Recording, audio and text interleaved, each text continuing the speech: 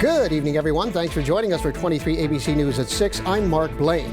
Tonight's top stories: the city of Bakersfield and city council officials gathering today for a special meeting to address homelessness and affordable housing. See how the city is working to provide the much-needed housing. Brandon. We've got another winter storm warning in effect. Rain and snow moving into Kern County as we speak. We'll break down the impacts coming up. And a retreat is giving breast cancer patients and survivors a weekend break along with some inner healing. We hear from a local woman about her experience. 23 ABC News at 6 starts now. Live from Kern County's streaming news leader, this is 23 ABC News at 6, and it starts now. We've been tracking the storm headed to Kern County this evening and how it could impact travel tonight and tomorrow. Highway 58 is where we find 23 ABC's Brianna Polk tonight. She joins us live with a look at what we can expect in the next few hours. Good evening, Brianna. Yeah, that's right. Good evening, Mark. We're here just off of Highway 58 and Tower Line Road where the rain is starting to pick up just a little bit here. I got the chance to speak with the California High Patrol earlier today, who tells me they're expecting rain and snowfall to hit this area tonight. And they're also expecting to close down Highway 58 later tonight. But if you do have to hit the roadway sometime soon, they say make sure you have everything you need inside your car amid these conditions. Your tire pressure, make sure you monitor that. Make sure that's up to par. Make sure if you need to replace those windshield wipers, during this last storm that you saw, your wipers weren't working very well. Now is the time to do that with the storm coming. Make sure, all your lighting equipment's working properly, and make sure before you do hit the roads, make sure, your gas tank is full, and maybe take an extra gas can just in case. And CHP says having blankets, extra food, water, and portable chargers is also recommended to keep inside your car. They are working hand in hand with Caltrans on behalf of ensuring the safety of all travelers. However, they do recommend postponing any travel plans on Highway 58 both tonight and tomorrow. And for the latest weather and road condition updates, we'll have updates throughout this evening, both on air and on our website, turn23.com. Before our first look at our forecast, let's go ahead and send things over to our chief meteorologist, Brandon Michaels. Brandon, good evening. Good evening, Brianna. And as we just saw from her shot there, we've already got rain arriving here in Kern County. We've got snow filling in, and we're going to see a lot more as we head through the night tonight. This is a big storm stretching from Southern California all the way north across the state. Several heavier bands of rain and lots of heavy snow across the Sierra Nevada. Let's take a closer look at Kern County, see what we're dealing with right now. Just some lighter activity. The rain's starting to pick up a little bit as it fills in and kind of converges with the mountains. Not too much in the way of snow at this point. That's at fairly high elevations. We expected the snow to take a little bit of time before it actually started to pile up. 51 here in Bakersfield. At this point, we have not picked up too much in the way of rain, but that rain total will go up quite a bit through the night tonight. We really have to pay close attention to our temperatures, though. It's 36 in Tehachapi right now, Lebec at 37 degrees, which means it is too warm for any snow to stick to the road surfaces there. But through the night tonight, we're going to see those temperatures falling and the snow sticking, which will lead to significant impacts, and we'll talk about those later in the show. Brandon, thanks so much. Heavy snow in the San Bernardino Mountains area has left many residents there stranded in 7 feet snow drifts. One resident said she had to walk through several feet of snow for up to 30 minutes just to get to the nearest grocery store. It's a worry for many in the community who say that store is running out of food and they need immediate help. Electricity and internet is still available, however. According to state officials, back-to-back winter storms have left some residents in San Bernardino County housebound since last week. On Monday, the county declared a local emergency after several feet of snow left mountain roads nearly impassable. The city of Bakersfield and city council officials gathered today for a special meeting to address homelessness and affordable housing. 23 ABC's Henry Flores was there. He joins us now live in studio with the details. Henry. That's right, Mark. The city of Bakersfield is facing an affordable housing and homelessness crisis, and now officials are focusing to come up with a strategy to make housing more affordable here in Bakersfield. We know that the vacancy rate in the Bakersfield metropolitan region is less than 1%. And so we have to build more housing units and more affordable housing units for those individuals who really are struggling. Andre Gonzalez, the Bakersfield chair of the Housing and Homelessness Committee, says one of the things they are working on right now to combat the affordable housing issue is coming up with an action plan that they will be looking to implement and produce affordable housing units. We learned today that over 36% of individuals living in Bakersfield are either struggling or extremely struggling with affordability. While many are struggling with affordability, Gonzalez says there is hope for things to turn around. The good news is the city has already been working on building more units, and we're building more units than we have ever built in the last 10 years, and that's thanks to the community. Some of the affordable housing units that are currently being built are in Ward 7, that is led by City Councilwoman Manpreet Kaur. We have an affordable housing units going up in Ward 7, and those are affordable housing for farm workers and so on. Those are under construction right now, and I'm very excited to see the completion of that to really show that we can have these mixed-use communities like we do and like we're seeing in Ward 7. While the goal is to build more affordable housing, Gonzalez says there is one issue the city is facing. We're realizing there's a capacity issue in terms of the number of developers who are actually available to construct affordable housing in the first place. So we're trying to incentivize new developers to come into the region and to look into building more units as quickly as possible.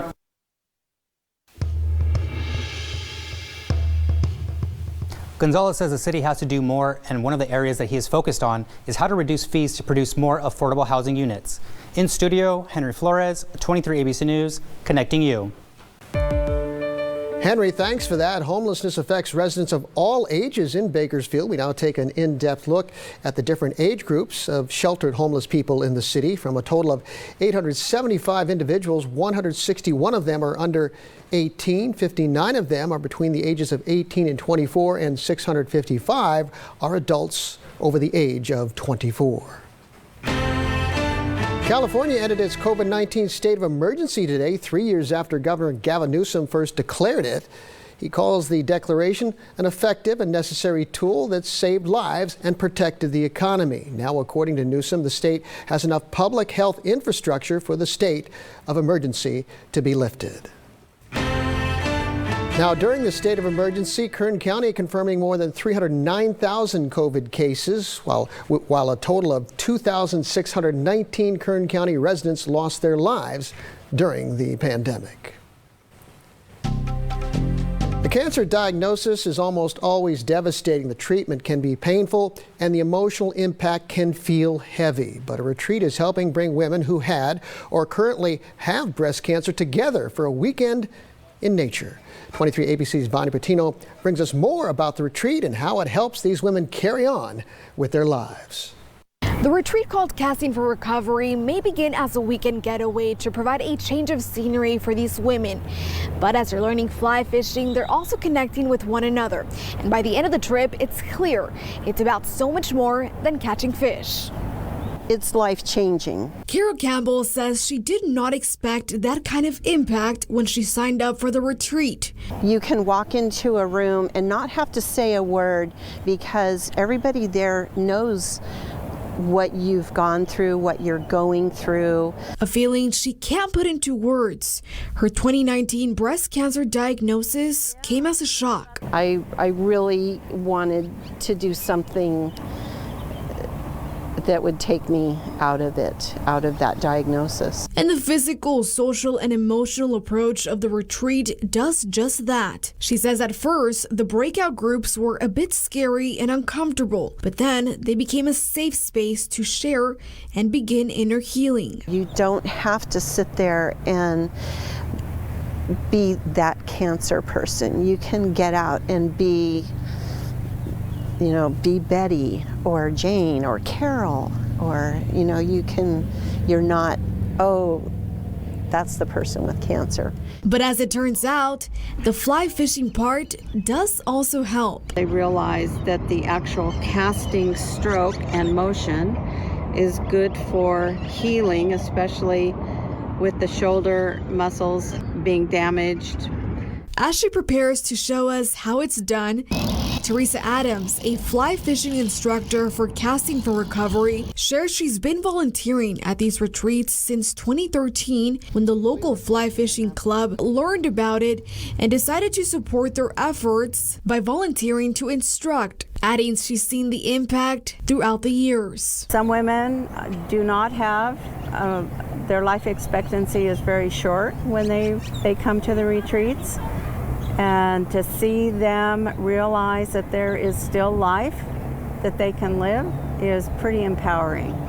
The retreat can cost up to $20,000, but is funded through donations so that 14 women chosen through a lottery can attend for free. The group's next fundraiser is just around the corner. A fly fishing film festival at the Maya Theater on California Avenue this coming Saturday, March 4th. Tickets are $20, and there will also be raffle items, with 100% of the proceeds going towards funding the retreats. This is such an amazing organization that helps these women through that. And so if they have an opportunity to come to this film festival this weekend, that would be amazing. Now, if you would like to help in their efforts and attend the film festival, we do have the information for that linked on our website, turnto23.com. And if you are a participant looking to join the program, we also have the link to that application, which is open from now until August on our website. In Bakersfield, Bonnie Patino, 23 ABC News, connecting you. Just ahead, the Supreme Court holding oral arguments today on whether President Biden's student loan forgiveness program can stand. We'll have the latest from Washington. And exercise habits among Americans are drastically changing, causing gyms across the country to adapt. More on the recent trend prompting the change when 23 ABC News at 6 returns. Okay, let's go live outside for a look from our downtown studios. And Brandon, well, looks like wet streets there. Yes, sir. Once again, we've got another storm on our hands. Yeah, more of the same. I feel like we've been dealing with this for about a week straight now. But the good news is there is light at the end of the tunnel. We've got some nicer weather coming. It's just not here yet. We've got rain filling into the valley. We've got strong winds in our mountain communities tonight. And of course, the big concern, heavy snow through our mountain communities. I think it's going to be enough snow to shut down the passes again tonight. They've been on and off, open, close for, again, about the past week. But here's what we're tracking right now. Relatively light rain. Nothing as heavy as what we dealt with that past storm Friday into Saturday. We're not going to see 2 inches of rain here in the valley, and still mostly rain at our higher elevations, at least at pass level. And we expect that to continue until things start to really cool off. Now, Futurecast has it mostly as snow right now, and this has been kind of the issue with Futurecast the past couple of days. It's been running a little bit too cold, but you can see we're going to continue to see those mountain showers and valley rain as we head through the early evening. But I don't think we're going to see significant impacts through the early evening. It's as we head later into the night tonight, especially as we get past midnight, that I think the temperatures are really going to drop. Models pinpoint about 2-3 a.m. and that's when I think things are really going to stack up for our mountain communities. We're going to start to see really significant snow over the passes, and even as we head into tomorrow morning, we could see snow levels dropping as low as about 1,000 feet. So even Lake Isabella getting in on some snow, and again lingering snow for your morning commute. So I think it is likely that as we wake up tomorrow morning, the passes will be closed for both I-5 and also Highway 58. Fortunately, as I said, not as much rain, probably a little bit more than what we're seeing on Futurecast here. I think between about 1/4 and 1/2 inch of rain here in the valley. We're doing excellent on rain for the year, so we're going to continue to add on to that. Higher rain totals expected for our foothill communities, which means we'll be watching out for some rain issues in the Kern Canyon again, the potential for some rock slides, but this is really what we have to watch. I'm going 48 inches for snow in Tehachapi. Models go a lot higher than that. I've curved that down just based on recent trends. 2 to 4 in Keene, which means significant snow on a big stretch of Highway 58, significant snow on a big stretch of I-5. That's why I think both of those are shutting down tonight. But again, those snow levels dropping to like about 1,000 feet. Even Lake Isabella getting a couple inches of snow overnight. So our mountain communities are going to get quite a bit of snow. And on top of that, some very strong winds, gusting 40 plus as this storm really starts to get going late tonight. So that's going to be very difficult driving conditions if the passes are open, and it's also going to lead to a cold day tomorrow. You see these winds gusting 20 plus miles per hour here in the valley. Temperatures are only in the 40s tomorrow. That's going to be a chilly day. It's going to be downright cold through our mountain communities with high temperatures there only in the 30s. Wind chills well below freezing. It's going to be cold for tomorrow, but I said at the top of this, light at the end of the tunnel, things are going to be getting nicer for us, and they're going to be getting nicer relatively soon. For tomorrow, good chance of rain, but it's mostly early in the day. I think as we get into the afternoon, things are dry drying up and starting to clear up here in the valley, so that's good news. Thursday, Friday, relatively inactive, and I think we can look at a weekend where we can kind of take our eye off the weather a little bit here with some more comfortable temperatures too. High temperatures hovering right around 60 degrees. That's still actually a little on the cool side for this time of year, but I can guarantee you it's a lot nicer weekend than what we had last weekend. Monday, Tuesday look okay as well. Again, all eyes tonight are going to be on our mountain communities. I think mostly the impacts will be after midnight, but we'll be watching road conditions all through the evening as things change and as things shut down. If they do, we will let you know both on air and online. But just like here in the valley, things are going to be getting better. Thursday, Friday look like decent days. I've included some small rain chances Sunday and Tuesday. Those look pretty insignificant. Doesn't look like a big storm system heading our way. We're finally going to start to calm down as we head through the next 7 days. Brandon, thanks so much. Coming up, crowds gathered outside the Supreme Court today as justices heard arguments on President Biden's student loan forgiveness program, where things stand on 2 legal challenges against erasing student debt. Welcome back. Crowds rallied outside the Supreme Court today demanding the justices uphold President Biden's student loan forgiveness plan. It calls for wiping nearly $500 billion in federal loan debt for more than 40 million Americans. But Republican-appointed judges in lower courts have blocked it from moving forward. ABC's Justin Finch has more from Washington. Education! Cheers supporting President Biden's federal student loan forgiveness plan at the Supreme Court, where that policy faces its most crucial test yet. For the folks that look at us and say we're in this problem because we live beyond our means, it's not because we live beyond our means, it's because we've been denied the means to live. The High Court hearing oral arguments from attorneys in 2 separate cases.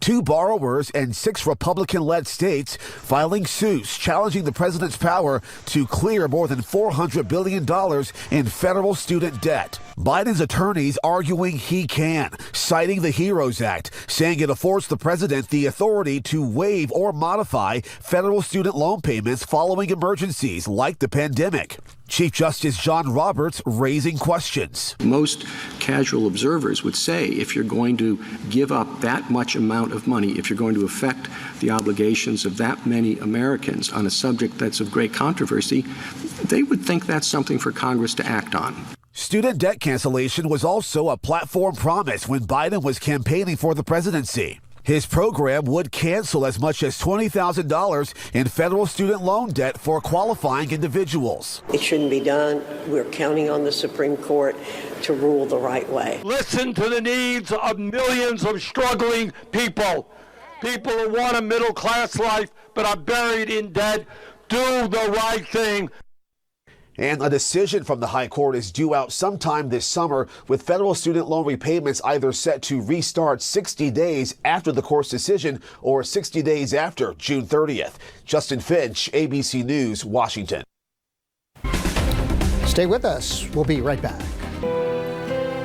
How about this? A 14-year-old dog who nearly froze to death in Maine was reunited with her owner after a deputy's rescue. Sheriff's Office deputies received a call about a dog lying in the road in the town of Arrowsick on Saturday morning. An officer went to the area and found a female dog who appeared to be almost frozen to death in a ditch. The officer pulled the dog out, brought it to the dispatch center to feed it and warm it up, then posted flyers hoping to find the dog's owner. It wasn't long before he found her. The owner said she let the dog out at around 9 o'clock the night before, then waited all night for the dog to come in. The dog was safely returned to her owner. We like those happy endings. Elliptical machines and treadmills are not getting a lot of love in the gym these days. Apparently, post-pandemic strength training or weight or resistance training is all the rage now. According to ClassPass, a subscription-based fitness app, there was a 94% increase in strength training classes in 2022. So why all the fuss? The health benefits of strength training. More women are also brushing off stereotypes that bodybuilding is for men. The high demand has helped gyms recover from the pandemic-era blow, so much so that some of them are reducing cardio space to make room for functional training like bench press machines, to squat racks, or to simply dumbbells. There you go. I still like getting on the treadmill. Really? Yeah. Oh, I cannot do a treadmill. Yeah. Drives me insane. Yeah, I don't enjoy it, but I do it. You do it. That's the difference. That's the difference. Okay, that's all our time here at 6. Hope to see you back here at 7. In the meantime, have a great evening.